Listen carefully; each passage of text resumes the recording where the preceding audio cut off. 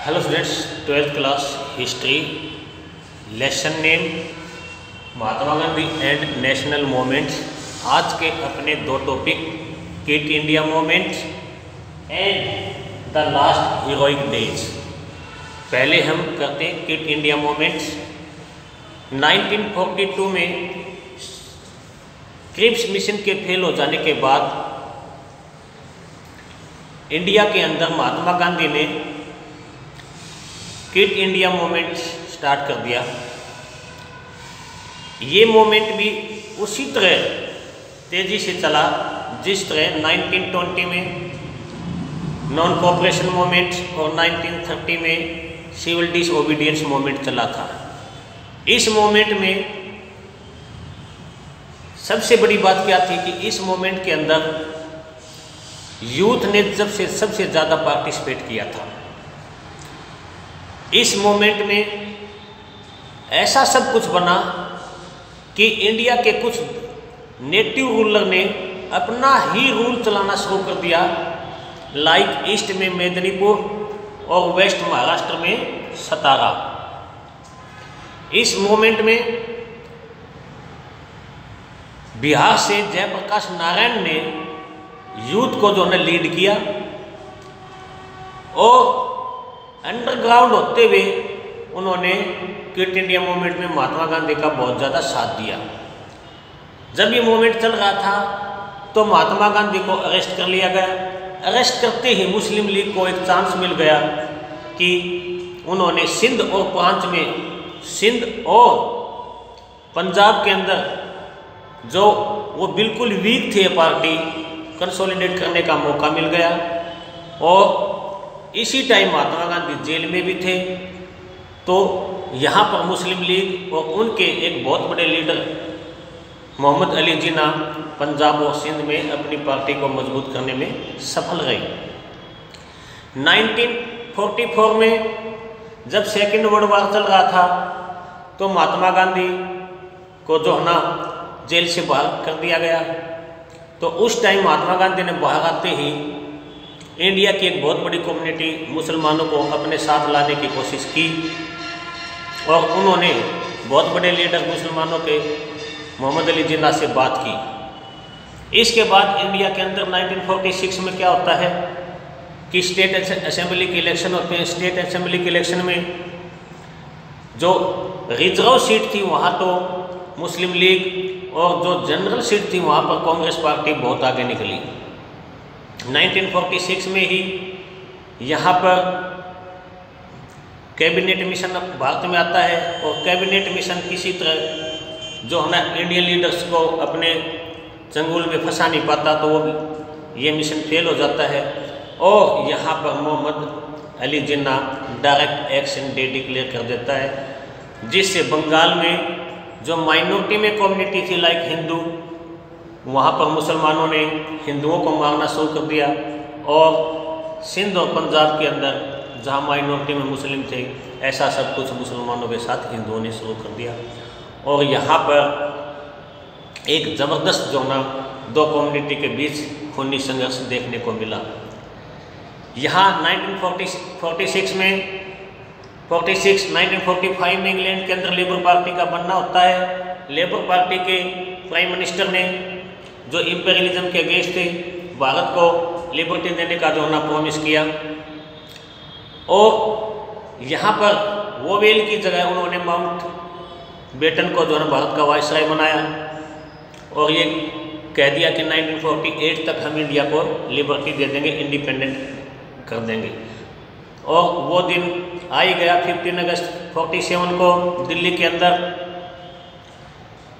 Independence day declare कर दिया गया और दिल्ली के अंदर जो है ना वहाँ पर कॉन्स्टिट्यूशन असेंबली के अंदर महात्मा गांधी को राष्ट्रपति का टाइटल दिया गया। महात्मा गांधी उस टाइम बंगाल के अंदर मुसलमानों को मनाने में लगे हुए थे कि वो हिंदुओं के साथ ऐसा खून की होली न खेलें, लेकिन दिल्ली के अंदर 15 अगस्त 1947 की खुशियाँ मनाई जा रही थी। तो इस तरह क्विट इंडिया मूवमेंट्स जो ना इंडिया में चलता है और इसका रिजल्ट लास्ट में निकल करके क्या आता है कि इंडिया जो है यहाँ इंडिपेंडेंट बन जाता है। पर याद रखना, इंडिया की स्वतंत्रता के लिए 3 जिम्मेदार कॉज माने जाते हैं। सबसे पहला, इंग्लैंड के अंदर लेबर पार्टी का बनना जो इम्पेरियलिज्म के अगेंस्ट थी। दूसरा, सेकेंड वर्ल्ड वॉर में इंग्लैंड का बहुत ज़्यादा वीक हो जाना। तीसरा, महात्मा गांधी के पावरफुल एजिटेशन चलना, जिससे ब्रिटिश वालों को ये समझ में आ गया था कि इंडिया में अब ज़्यादा दिनों तक हम पाँव नहीं जमा सकते। Next topic, the last heroic days. आखिरकार वो दिन आ ही गया जब जो है इंडिया को जो है क्या स्वतंत्रता मिली। तब इंडिया स्वतंत्र हो रहा था, आज़ादी के जो है तालियां दिल्ली के अंदर बज रही थी। उस दिन महात्मा गांधी बंगाल के अंदर मुसलमानों को मनाने में लगे हुए थे और 24 आवर्स का जो ना फास्ट उन्होंने रखा हुआ था। महात्मा गांधी के बायोग्राफर डीजी तेंदुलकर ये लिखते हैं कि महात्मा गांधी बंगाल के अंदर हिंदू, मुसलमान और सिख तीनों को मनाने में लगे हुए थे। महात्मा गांधी ने बंगाल में रातों रात जो है ना विजिट की, दौरा किया। उसके बाद महात्मा गांधी अपने प्रयास करने के बाद दिल्ली में आ गए और दिल्ली के अंदर जो मुसलमान माइनॉरिटी में थे वो महात्मा गांधी की राह ऐसे देख रहे थे जैसे एक प्यासा पक्षी जो है बादलों की तरफ देखता है। जब उनको पता चला कि महात्मा गांधी दिल्ली में आ गए हैं तो उनको लगा कि अब हमारी जान शायद बच सकती है।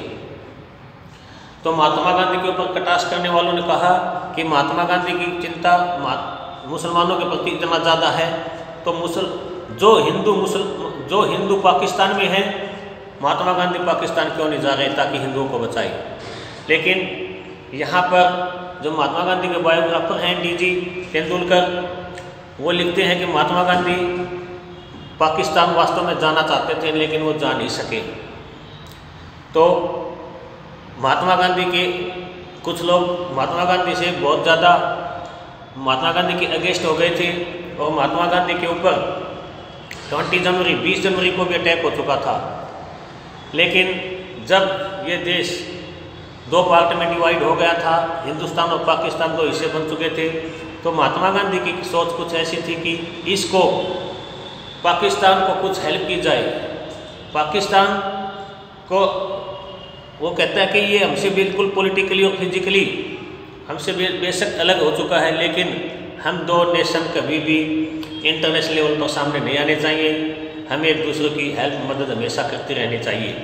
ये सब कुछ बातें कुछ एक्सट्रीम हिंदू जो लीडर थे उनको जो होना समझ में नहीं आई और 30 जनवरी 1948 को महाराष्ट्र के पुणे के रहने वाले एक ब्राह्मण नथुराम गोडसे ने महात्मा गांधी को शूट कर दिया और ये बात पूरे देश में आग की तरफ फैल गई। नथुराम गोडसे को अरेस्ट कर लिया गया और महात्मा गांधी को केवल नेशन से ही नहीं पूरे वर्ल्ड से जो है शोक संदेश जो है मिले। इनमें से सबसे पॉपुलर जो हैं पर्सन जॉर्ज ऑरवेल। इसके साथ साथ यहाँ पर एक बहुत बड़े साइंटिस्ट आइंस्टीन। और जब महात्मा गांधी ने साल्ट मार्च की थी, साल्ट मार्च को कवरेज करने वाले अमेरिका की जो मैगजीन थी टाइम पत्रिका, उन्होंने भी महात्मा गांधी को एक अपने प्रेसिडेंट जिनका नाम अब्राहम लिंकन है उनके साथ तुलना की कि महात्मा गांधी अब्राहम लिंकन की तरह जो है बहुत बड़े इंडिया के लीडर थे। तो इस तरह इंडिया को वो दिन मिल गया जब आज़ादी मिल गई और आज़ादी का स्वाद महात्मा गांधी केवल 1 ही साल ले सके। तो इस तरह अपने ये 2 टॉपिक आज के क्विट इंडिया और the last heroic days complete हुए।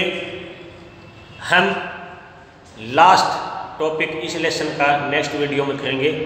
Okay, thank you.